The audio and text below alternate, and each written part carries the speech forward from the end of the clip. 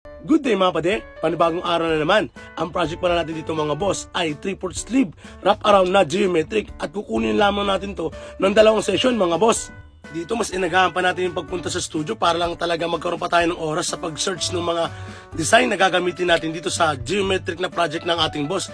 Kasi lalo ko talagang baguhin kasi yung design na ipinakita nila. Pero buti na lang kamo at pumayag naman yung mga boss natin na baguhin yung design na ipinakita nila. Kaya agad-agad na natin inedit yung design nila. May request lang yung ating madam na isama tong pyesa na to. O ito ipalit doon sa ibabaw ng gagawin nating sleeve. Kaya sinubukan natin siyang i-edit. Buti na nga lang kamo, meron tayong mga pang-edit na ngayon mga boss kasi napaka-importante ng markup. Kasi kapag ito lang yung gagawin mo, halimbawa, ito palitan mo lang to, tapos ito yung sasabihin mo lang kung ano yung ipapalit mo din.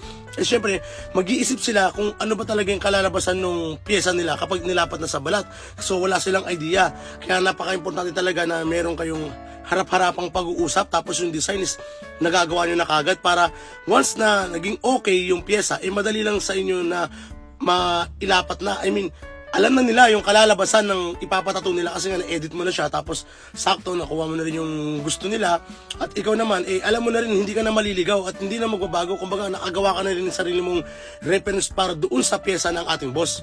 Kasi talagang napakahirap ng part na iniisip mo yung gusto mong gawin tapos sasabihin mo lang dun sa boss natin na boss, ito yung gusto kong gawin dyan lalagyan ko ng ganito, lalagyan ko ng ganyan.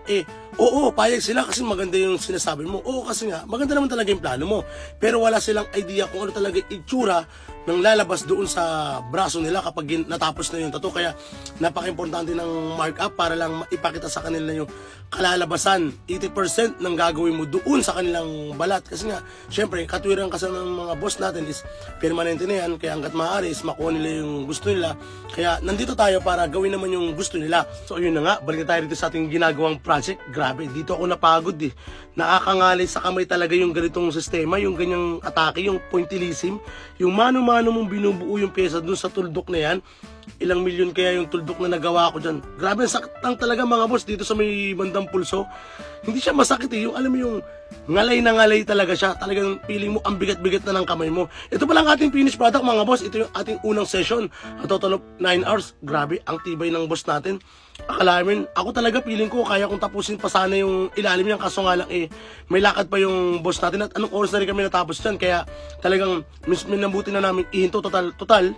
Meron naman tayong isa pang session. Kaya ito na yung sumunod na araw.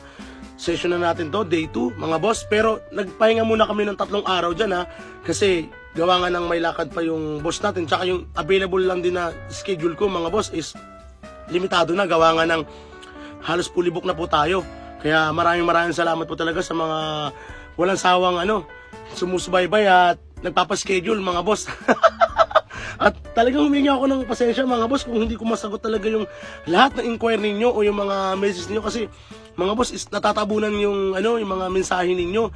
Halimbawa pag nag-post tayo ngayon, biglang may magme-message, may magtatanong kung how much yun, kung magkano ba yung pyesa na ginawa ko ngayon. Tapos syempre, kinabukasan, hindi mo pa lahat yun nasagot, diba? Kinabukasan, mag-post ka na naman. So matatabunan po mga boss, kaya konting na naman po, pasensya. Tapos medyo follow up na naman po mga boss.